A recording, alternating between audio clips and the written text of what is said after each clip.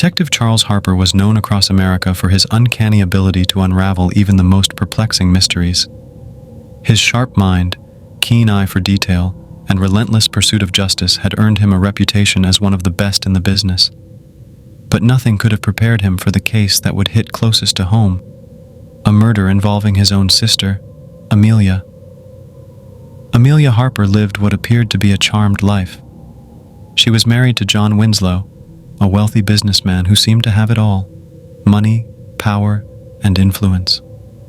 They had a beautiful 9-year-old daughter named Lily, whose laughter filled their sprawling mansion. To the outside world, they were the perfect family. But behind closed doors, things were far from idyllic. John had fallen out of love with Amelia years ago. He had secretly been seeing another woman, Victoria, a young socialite who promised him excitement and passion, things he felt Amelia no longer offered. For months, John tried to convince Amelia to grant him a divorce, but she refused every time. Each conversation ended with her tearful threats. "If you leave me, I'll kill myself, and everyone will know it's because of you." Trapped by her ultimatum, John grew desperate. Divorce wasn't an option. Neither was staying in a marriage he despised. That's when the idea began to take root in his mind, an idea so sinister, so calculated, that it would ensure his freedom without leaving any trace of suspicion. He approached 2 people who worked closely within the household: Maria, the house help, and Daniel, the driver. Both were loyal employees, but John knew how to exploit their vulnerabilities. Maria struggled financially, while Daniel harbored resentment toward Amelia for perceived slights over the years. With promises of large sums of money and veiled threats about their futures if they didn't comply, John convinced them to help stage an accident. On a cold winter evening, the plan unfolded. As Amelia descended the grand staircase after putting Lily to bed, Daniel discreetly loosened the carpet runner at the top step. When she reached the middle of the stairs, Maria called out from below, distracting her just enough to make her lose balance. Amelia tumbled down the stairs, hitting her head hard on the marble floor below. The sound echoed through the house like a gunshot. Maria screamed, pretending to rush to Amelia's side, while Daniel dialed 911. By the time paramedics arrived, Amelia was already dead. The official report stated accidental death due to a fall. It seemed open and shut. No one suspected foul play, except for Charles. When Charles received the news, something gnawed at him. Amelia had confided in him before about her unhappy marriage, though she never mentioned specific fears or threats. Still, he couldn't shake the feeling that this accident was anything but. Against the advice of colleagues who urged him to let it go, Charles decided to investigate further. His first stop was the Winslow estate. The house loomed ominously under gray skies, its opulence masking the tragedy inside.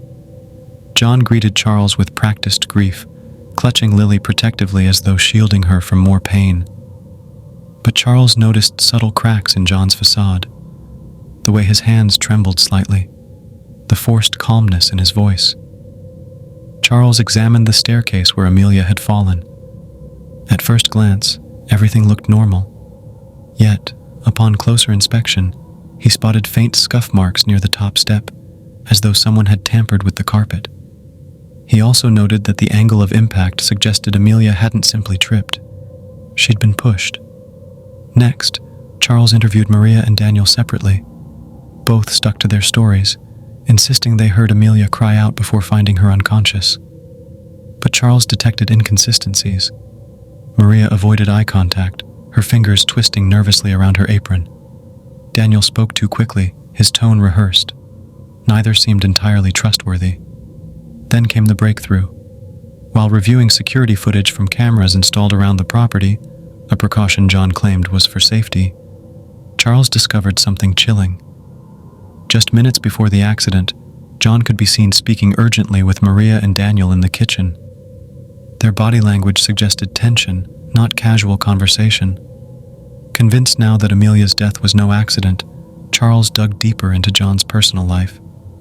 He uncovered evidence of frequent calls and texts between John and Victoria, revealing their affair. More damning still, Financial records showed large cash withdrawals made by John shortly before the incident, amounts consistent with bribes paid to Maria and Daniel. But just as Charles pieced together the puzzle, disaster struck. One night, while returning home from questioning Daniel again, Charles's car skidded off the road during a sudden storm. He survived, barely, but the crash left him hospitalized with severe injuries.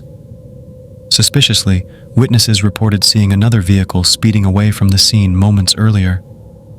Realizing he was being targeted, Charles doubled down on his efforts. From his hospital bed, he orchestrated a sting operation. Using a hidden microphone, he recorded a meeting between John and Daniel, during which John admitted to orchestrating Amelia's accidental death. The audio was crystal clear. "You did exactly what I asked. Now keep your mouth shut, or you'll regret it." With irrefutable proof in hand, Charles handed the evidence over to the authorities. John, Maria, and Daniel were arrested, their web of deceit exposed. Justice seemed imminent, or so Charles thought. The trial became national news, captivating audiences with its twists and turns. John vehemently denied involvement, blaming Charles for fabricating evidence out of familial bias. Meanwhile, Victoria testified against John, claiming ignorance of his plans until after the fact. Public opinion swayed wildly, some siding with Charles, others sympathizing with John. In the final days of the trial, however, a shocking revelation emerged. During cross-examination, Maria broke down and confessed, not only to helping John orchestrate Amelia's death, but also to something far darker. She revealed that Amelia had known about John's affair weeks prior to her death. In fact, Amelia had planned to confront John that very night, armed with evidence of his infidelity and financial misdeeds. But there was more. Maria tearfully admitted that Amelia hadn't actually died instantly from the fall. Instead, she had lain there, conscious but unable to move, pleading for help. And yet, none of them, neither Maria nor Daniel, had called for assistance immediately. They stood frozen, waiting for John's signal. By the time the ambulance arrived, it was too late. The courtroom fell silent as the truth sank in. Amelia's death wasn't just premeditated murder. It was prolonged agony inflicted by those she trusted. John, Maria, and Daniel were convicted and sentenced to life in prison without parole. Charles returned to work, hailed as a hero for bringing justice to his sister. But privately, he carried the weight of what he'd uncovered. Every time he looked at Lily, now living with relatives, he saw echoes of Amelia in her eyes. And then, one rainy evening, as Charles sat alone in his dimly lit office, he received an anonymous letter slipped under his door. Inside was a single sentence written in jagged handwriting.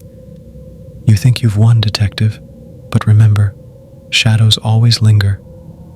The words sent chills down his spine. For the first time in his career, Charles wondered if exposing the truth had truly ended the nightmare, or if it had only begun.